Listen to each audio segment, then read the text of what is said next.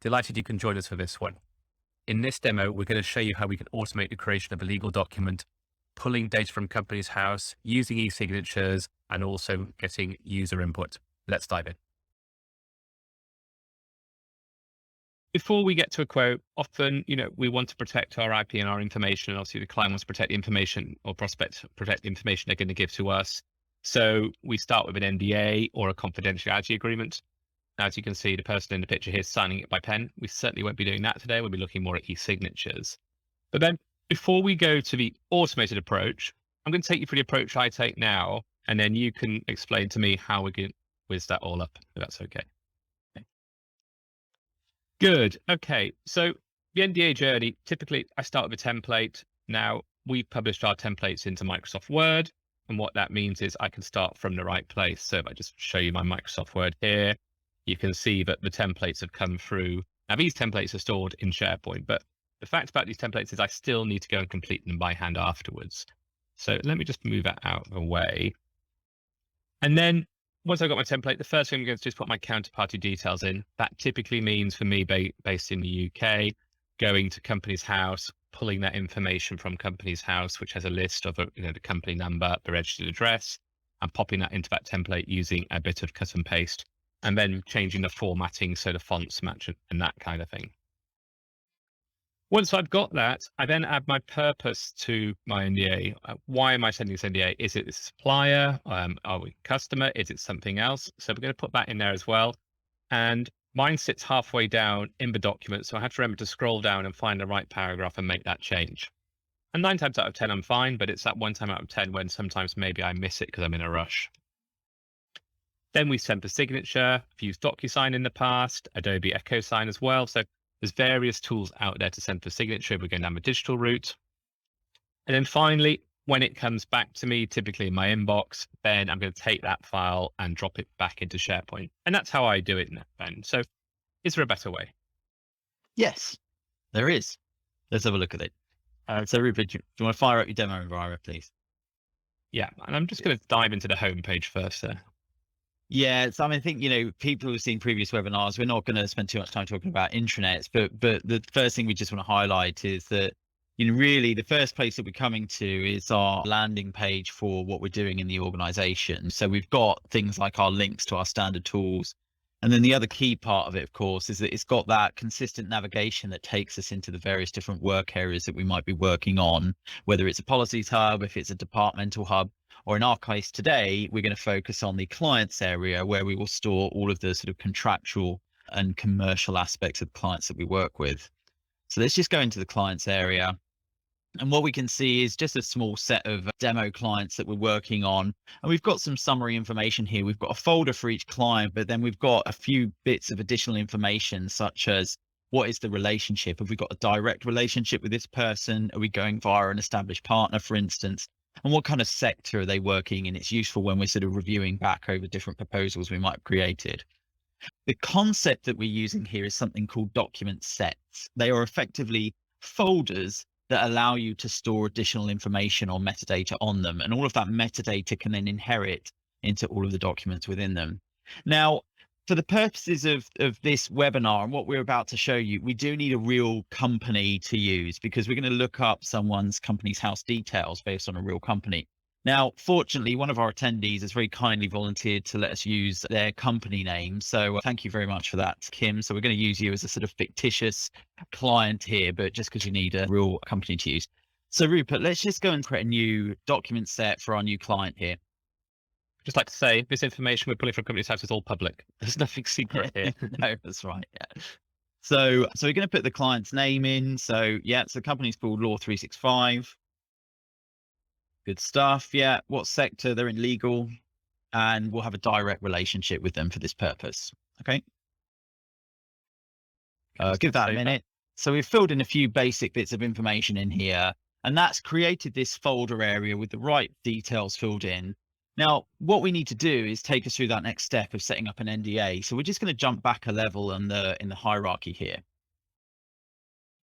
So you may have seen, again, looking at this, these don't look like the normal sort of folders that you've used. And as I said, you mentioned this concept of a document set. The key thing being, as I go and set values on the document set itself, such as legal, direct, and what we'll see shortly is as we go and populate with the company information, all of that will inherit into all of those documents within that folder so that that can be easily reused and support the process of generating our further documents. So Rupert, we're going to do this first step of looking up the company details from Company's House. So let's just go and do that quickly. So if we go and automate this, please. We've got a few Power Automate steps in here. So, we're kicking off all of these manually. Normally these would be sort of chained in a sort of proper sequence, but for the purpose of a demo, it kind of makes it a bit easier for us to move things on. So we're going to do this one here, look up Company's House. Now, the thing that we do need to know is what the company number is, the reg number. Now, quite often you'll find in people's email signatures, if you're starting that conversation, they might have in their sort of disclaimer in their standard email signature block, the registered number of that particular company. And this is quite useful for those scenarios where they might be operating under a trading as name as opposed to their official legal name. So let's just go and paste that. We've got that saved. Yeah, there we go. Right, we're off. So there's a few little steps that are happening in the background. So I think while we wait for that, it sometimes happens really quickly, but it takes a few seconds. Let's just refresh that and see if that's come through.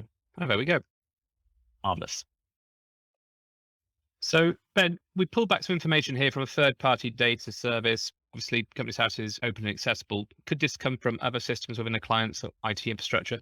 Yeah, absolutely. So for the techies in the room, we're using Power Automate and a bit of something called Azure Logic Apps to make those calls out to external services. So Company's House provide a service.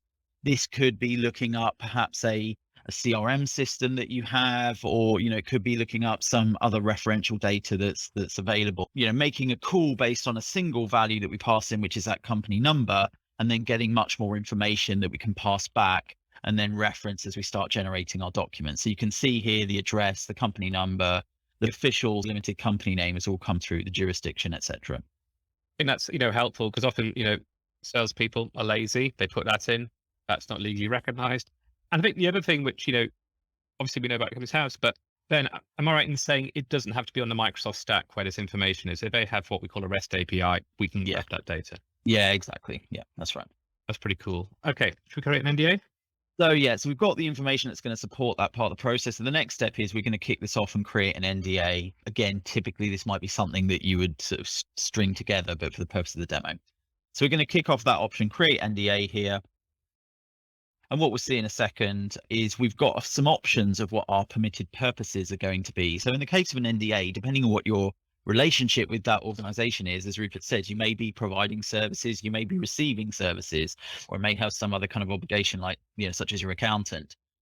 For the purpose of this demo, this sort of hypothetical scenario, we're just going to put in IT services for the moment, and we'll see how that gets cross-referenced a bit later on. So again, these are all live demos. They're typically pretty quick. They can take a few seconds sometimes. So why don't we click inside that folder and see if that's been generated already? No, not yet. So we'll do a quick refresh. There we go. So we didn't have to wait too long for that. So we can see that the document has been generated, and we can see, as I highlighted earlier, looking at that document, that metadata from the parent document set has been set on the document as well, which can support other, additional things that we need to do. Let's take a look inside the document, Rupert. Okay.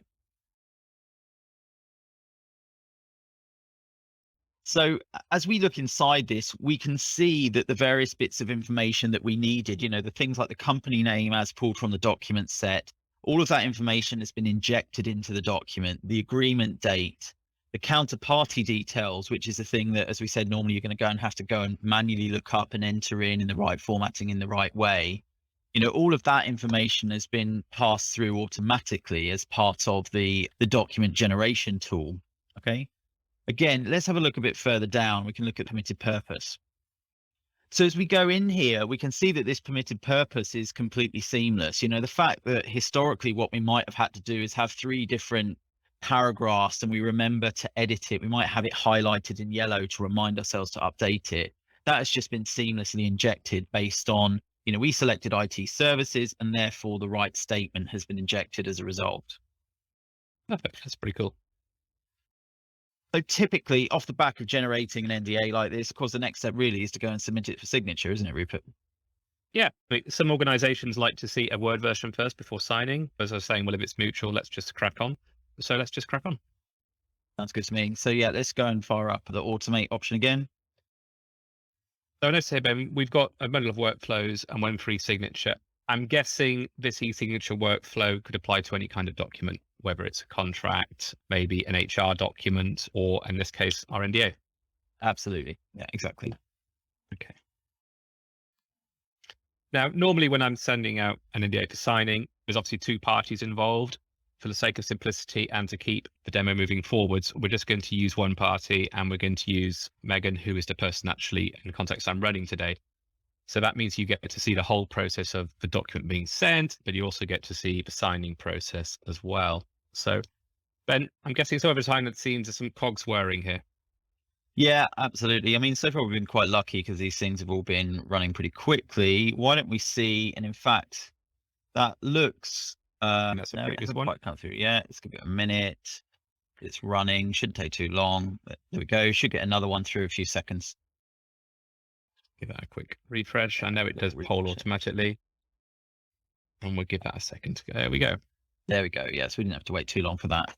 So the eSignature tool that we're using is a tool called Connective. Obviously, the fairly standard tools are DocuSign, Adobe Sign. They will then generate the appropriate email that invites someone into the document to go and sign it.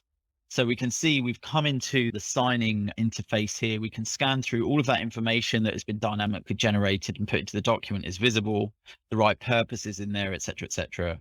So we're going to scroll down to the bottom where we see that signature block here.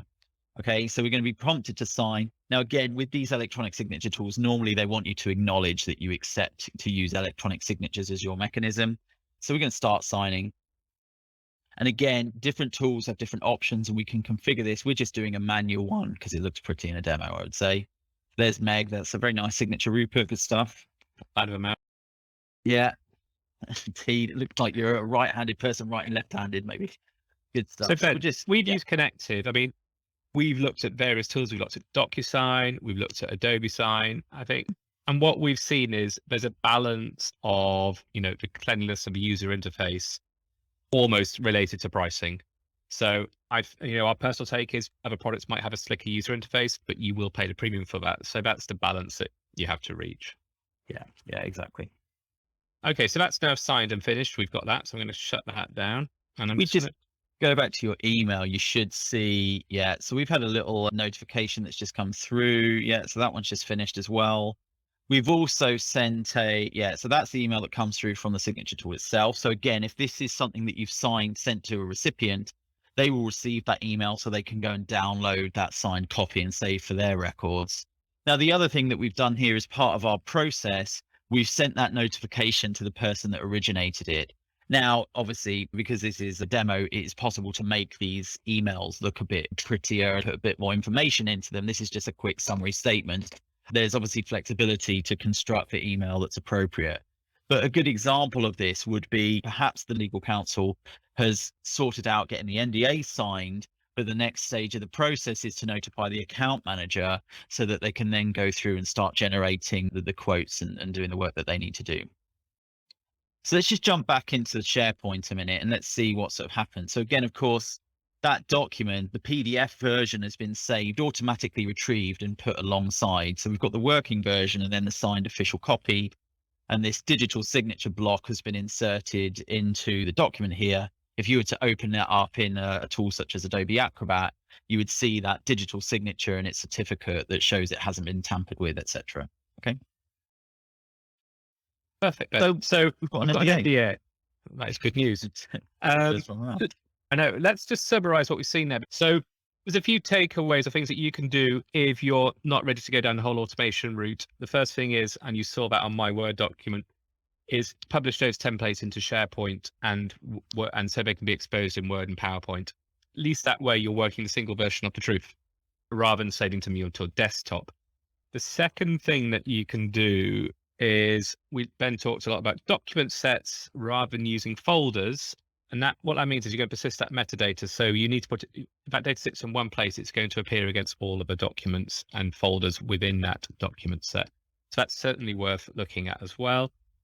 And then the third piece is, look, we showed Connective, one eSignature tool. Adobe Sign is Microsoft's official partner for eSignatures. You do need the enterprise version rather than the business version if you're going to do this. And they have a transaction-based pricing model, which starts at a £3.12 RRP for, I think, from one transaction and goes down to £1.80 transaction if you're looking at a few thousand. So there's various pricing models there. I know some tools charge per signature, some per transaction or envelope. So there's also balances there to see which might be the best tool for you. I think the key things that we liked about Adobe Sign and also Connective is that you don't need a premium connector. Is that right, Ben? Well, actually, Adobe Sign you don't need one, but Connective you do. So we have to work around that. Yeah. So we push that into a different tool. Yep. So therefore, never benefit of Adobe Sign. So there you go. That's a wrap. We've automated some processes in SharePoint and Power Automate. I hope you found it useful. Looking forward to seeing you back for the next video.